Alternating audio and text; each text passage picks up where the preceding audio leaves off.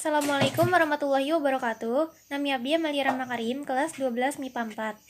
Wilujeng enjing sareng salam.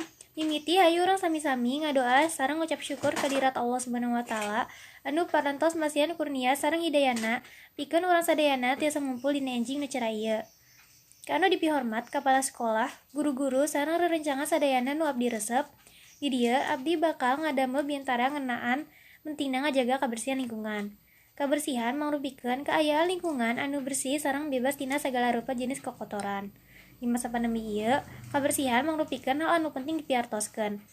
Nanging, di Indonesia, kebersihan parantos janten masalah anu teras-terasan tumuh sareng teu pernah henti sareng teras-terasan ningkat unggal tahun. Masyarakat mangrupikeun kunci utama ngajaga kebersihan lingkungan.